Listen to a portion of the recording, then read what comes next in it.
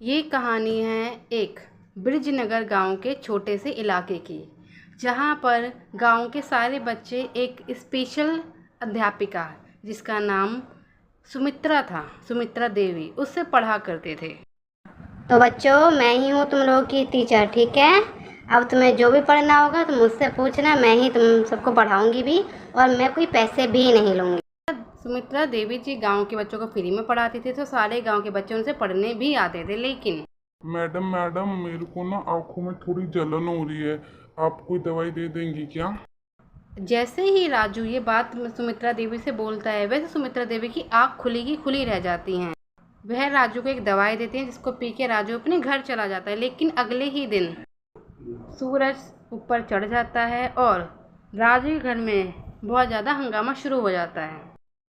क्या हुआ राजू बेटा, तुम इतने परेशान लग रहे हो, क्या सब ठीक? मम्मी देखिए ना, पता नहीं क्या हो गया, मुझे कुछ भी दिखाई नहीं दे रहा। सब धुंधला धुंधला, इतना धुंधला कि सब काला काला दिख रहा है, समझ नहीं आ रहा। राजू की बात सुनकर सुनीता थोड़ा चिंता में आ जाती है। वहीं दूसरे घर में भी एक परिवार था, जिसमें उनके बेटे का नाम था मोहित। मोहित बेटा, ध्यान से पढ़ना। सुमित्रा देवी जी मैंने सुना है बहुत अच्छे अध्यापिका हैं, तो जो भी बोले समझ लेना, उनकी बातों पर भरोसा भी करना। ठीक है मम्मा, जैसा आप कह रहे हो मैं सुमित्रा देवी जी की बातों पर भरोसा करूंगा और उन्हीं के साथ पढ़ूंगा। गांव में हमेशा चहल पहल रहा करती थी। वो गांव बहुत छोटा सा था और कई सालों से बंजर था, जहाँ पे कोई भी कुछ खास नहीं हुआ। अरे बच्चों, आज फिर से बच्चे कम हैं। बच्चे जाते कहाँ हैं? एक तो मैं इतनी दूर से पढ़ाने आती हूँ और तुम लोग पढ़ते नहीं हो। सुमित्रा देवी जी के मन में थे तो कई सारे प्रश्न, लेकिन हमेशा वो कुछ न कुछ गलत करती थी। एक दिन फिर से उनके पास एक बच्चा गया, जिसने उनसे कोई दवाई मांगी, जिससे कि उसका सर दर्द हो रहा था। इसलिए उन्होंने दवाई तो दी, पर कोई ऐसी दवाई जिससे उस बच्चे की फिर से हालत ख़राब हो गई। जब अगले दिन नंदू सुबह जगा, तब वह अपने पापा से बात कर रहा होता है। तभी उसके पापा उससे बोलते हैं, क्या हो गया नंदू, तू इतना गिड़पड़ के क्यों चल रहा है?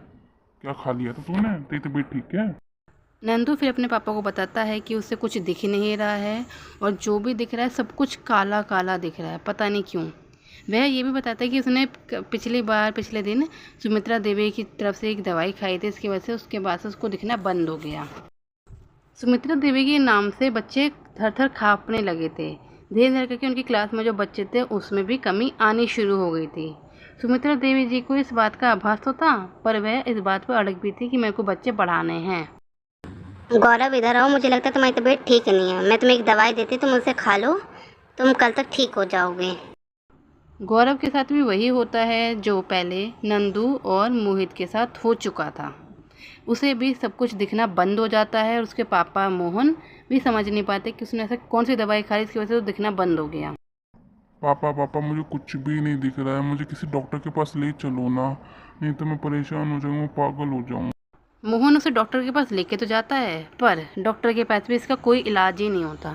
डॉक्टर समझ ही नहीं पाता कि उसके बच्चे को दिक्कत क्या हुई है।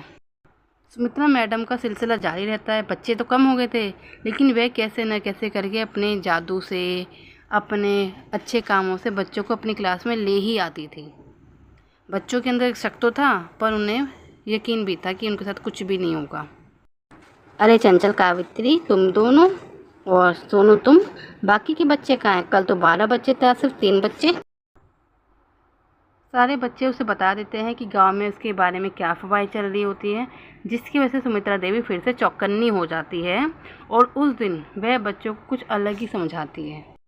अरे बच्चों, ऐसा कुछ भी नहीं है। मैंने तो सबको अच्छी दवाई दी थी, पता नहीं उन लोगों ने क्या उल्टा सीधा खा लिया। अच्छा सुनो, मैं ना अपने घर जा रही हूँ, मेरे घर पे कुछ अच्छा खाने के लिए बना है, तो क्या तुम लोग टेस्ट करोगे? शहर से आया है। गांव के बच्चे फिर उसके झांसे में आ जाते हैं और फिर उसके पीछे पीछे चलना शुरू कर देते हैं। सभी बच्चों के मन में ये विचार था कि कहीं उनके साथ कुछ गलत तो नहीं हो जाएगा, लेकिन सुमित्रा देवी जंगल की ओर उन्हें ले जाना शुरू करती हैं। जैसे ही वे जंगल के अंदर जाते हैं तो उन्हें घना सा एक अटपटा सा दृश्य नजर आता है। और बच्चों, तुम्हारे सारे दोस्तों सही कहा था, मैंने उन्हें वही दवाई दी थी जो मैं देना चाहती थी, उन्होंने कुछ गलत नहीं खाया। कौन है आप, कौन है, और हमें यहाँ पे क्यों लाई है? हमें घर जाना है, हमें घर जाने दीजिए। बच्चे वहीं पे रोना और उसे समझाना शुरू कर देते हैं। पर सुमित्रा देवी, जो असलियत में सुमित्रा देवी जी नहीं थी, एक बहरूपिया थी जिसे काला जादू अच्छे से आता था, उसने उन्हें कब्जे में कर लिया। समय बीतता गया, जब बच्चे घर नहीं आए तो सारे माँ बाप चिंता में आ गए।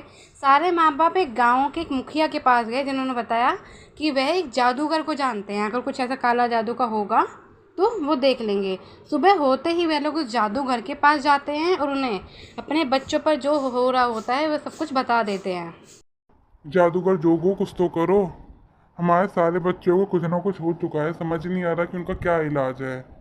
सुमित्रा देवी जो अध्यापिका नहीं आई थी, हमारे गांव की नहीं है, पर वो फ्री में पढ़ाती थी, इसलिए हमने बच्चों को भेज दिया, पर हमारे बच्चे अब गायब हैं 2 दिन से। हाँ हाँ जी, कुछ तो कीजिए। आपको नहीं पता हमारा हाल बहुत बुरा हो रहा है, हमारे बच्चे पता नहीं कैसे होंगे। उसने हमारे बच्चों को कहीं कुछ कर ना दिया हो जादूगर जोगो। सारे माँ बाप जादूगर जोगो से अपने अपने मन पे बीती हुई बात बताने लगते हैं। तभी जादूगर जोगो बोलते हैं, मैं समझ गया, वो कोई सुमित्रा देवी नहीं है, वो तो रैम्बो है, रैम्बो, जो बहरूपिया है, जिसको बच्चों के साथ खेलने में मज़ा आता है। फिर तुरंत जो जादूगर जोगो होता है वो उसी बहरूपिया के पास पहुंच जाता है और उसे साफ साफ समझा देता है कि बच्चों को छोड़ दो, नहीं तो तुम्हारे साथ बहुत बुरा होगा। लेकिन बहरूपिया भी नहीं मानती और वह भी अपनी जिद पर अड़ी रहती है। हे तू जो भी है यहाँ से चला जा, नहीं तो तुझे मैं मुर्गा बना दूंगी तो तू रोता दिखेगा यहाँ पे। जा यहाँ से, मुझे मेरे बच्चों के साथ खेलना है। फिर जादूगर जोगो समझ जाते हैं कि सुमित्रा को समझाना बेकार है और फिर वह कुछ मंत्रों का जाप करना शुरू कर देते हैं। जैसे ही मंत्रों का जाप शुरू होता है वैसे ही सुमित्रा देवी ज़मीन पर गिर जाती हैं और बार बार गिरना शुरू कर देती है, जिसकी वजह से उन दोनों की ही मृत्यु हो जाती है।